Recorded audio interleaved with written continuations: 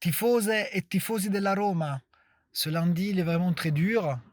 Donc, le lendemain des défaites, nous, on connaît. Et donc, du coup, c'est toujours compliqué à accepter et à essayer d'aller de l'avant. Voilà, la chose la plus dure, je pense, c'est de passer de l'euphorie du match d'Europa League contre Shakhtar, où on avait une équipe presque parfaite, à la frustration, à la déception de voir une équipe qui en fait n'avait aucune force, qui était épuisée et qui a été à la merci d'un adversaire très très médiocre. Et donc pour nous, c'est vraiment difficile de passer d'un extrême à l'autre, d'une grande joie, d'une victoire avec la manière contre un grand club européen, à une défaite, vraiment une défaite presque honteuse contre un club de bas de tableau qui ne gagnait pas depuis, je pense, 17 matchs, qui était une des pires attaques, des plus mauvaises attaques de la Serie A. Et donc, du coup, en plus, qu'il y avait beaucoup de blessés, de titulaires suspendus. Et donc, du coup, on a vraiment fait une performance, peut-être la pire performance de cette saison. Et donc, passer d'un extrême à l'autre, c'est insupportable, c'est limite inconcevable. Mais malheureusement, ceux qui connaissent la Roma, ceux qui ont l'habitude de suivre la Roma depuis des années et des décennies, ils savent que ça fait partie, très malheureusement, je le répète, de l'histoire de ce club, qui est capable du meilleur et capable du pire. Et donc, si j'analyse la défaite, voilà, je retiens les mots de Fonseca. Fonseca qui est toujours très lucide. Donc, moi, j'ai beaucoup aimé son analyse, qui a été très lucide dès le début. Il a dit que, en fait, une équipe qui prétend arriver en Ligue des Champions n'a pas le droit d'encaisser un but comme le premier but qu'on a encaissé. Donc je suis tout à fait d'accord avec lui. C'est une analyse lucide et c'est vrai, c'est honteux de voir un but encaissé de la sorte. Voilà, c'est presque une faute professionnelle de la part de la défense. Et voilà, donc euh, on peut être d'accord avec le jugement de notre entraîneur. Et en revanche, Fonseca, et pour moi, je vous le dis, ce n'est pas un alibi, mais c'est tout simplement un constat, c'est le fait que, indépendamment de notre performance très négative, parce qu'on est d'accord, on a très mal joué, ça se voyait, c'est évident. Il y avait entre la défense et le milieu, il y avait un gouffre, il y avait 20 mètres, parce qu'en fait, l'équipe, comme n'avait pas en fait le physique et n'avait pas, même pas le souffle pour pouvoir jouer en équipe soudée. Donc, du coup, en fait, entre la ligne du milieu et la défense, il y avait vraiment un espèce de no man's land et dans lequel les joueurs adversaires pouvaient faire tout ce qu'ils voulaient. Et à chaque récupération de ballon, en fait, pour eux, c'était facile de jouer le 1 contre 1 et d'aller vers notre surface. Donc ça, c'est la preuve que c'était une équipe qui, du point de vue physique, n'arrivait pas même pas à respecter les consignes de l'entraîneur parce que Fonseca exige que l'équipe joue toujours très courte.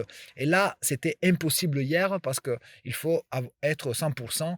Et il y avait, à mon avis, 5-6 joueurs qui auraient dû être gardés au repos, mais qu'on a fait jouer parce qu'on n'avait pas le choix. Bon, indépendamment de ça, donc voilà, ça c'était une parenthèse, mais Fonseca, il a souligné le fait que l'arbitre, quand il s'agit d'une situation un peu douteuse, n'aille jamais, quand c'est la Roma qui est concernée, voir la VAR. Et donc, du coup, nous, on aurait, sur les deux épisodes que tout le monde connaît, peut-être la faute sur Pellegrini ou le penalty suite à, en fait, à Ibanez qui contre l'attaquant de Parme, Pelé. Et donc, en fait, deux cas sur lesquels on pouvait avoir des doutes et l'arbitre n'était allé pas voir la vidéo. Donc ça, je suis d'accord avec Fonseca. Ce n'est pas un alibi, mais on doit quand même, on doit exiger d'avoir un traitement similaire au traitement que les autres équipes de Serie A ont. Et donc, moi, je suis d'accord avec Fonseca quand il a d'abord souligné euh, le côté inadmissible d'encaisser un premier but, de jouer de la sorte. Il a reconnu que l'équipe était fatiguée. Donc Fonseca, d'habitude, il a une lucidité et une sincérité que moi j'apprécie beaucoup. Mais ensuite, c'est vrai que parfois un match, on peut peut-être, en tournant du match, ça peut être aussi sur une décision arbitrale. Et c'est vrai que nous, on n'a pas été très chanceux. Voilà. Donc, je préfère ne pas parler de complot. Je préfère éviter tout ça, mais tout simplement souligner le fait que on n'a jamais de chance. Ça a été le cas déjà, on l'a vu contre Milan, contre Sassuolo, et il y a d'autres matchs où en fait, même contre la Juve, il y avait un penalty qui n'a pas été accordé à la Roma. Et donc tout ça, c'est sûr, parfois quand on fait des performances négatives, si on peut dire comme ça, parfois le fait de ne pas être malchanceux du point de vue arbitral, ça peut aider même à éventuellement faire un match nul au lieu d'une défaite. Voilà. Donc ça, c'était le deuxième point sur lequel en fait je voulais en fait revenir avec vous. Et sinon, bon, là, il faut rester soudé, il faut essayer de garder la confiance. On a une équipe diminuée, on a beaucoup de titulaires absents, on est fatigué, ça fait bientôt 40 jours où on enchaîne les matchs tous les 3 jours. Donc c'est un rythme que notre effectif ne peut pas trop supporter. Voilà, on n'a pas un effectif qui nous permet de jouer malheureusement, d'être performant à chaque match. Donc là, notre but, c'est surtout de se qualifier en quart de finale et d'arriver au tirage au sort de vendredi en jouant en quart de finale au mois d'avril.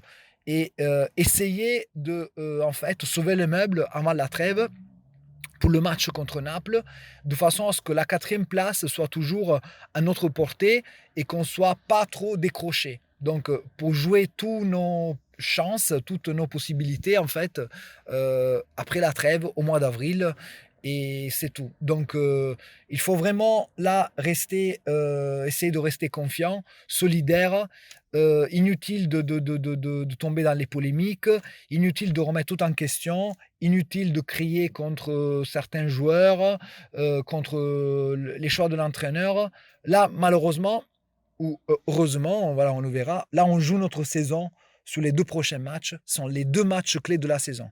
Donc moi, je dis tout simplement Forza Roma, Forza Romanisti, et voilà, il faut essayer d'arriver à la fin de cette semaine avec, en essayant de rester en lice sur tous les tableaux. Voilà, c'est ça mon objectif. Je l'avais déjà dit dans les jours précédents. Et voilà, c'est ce que je pense.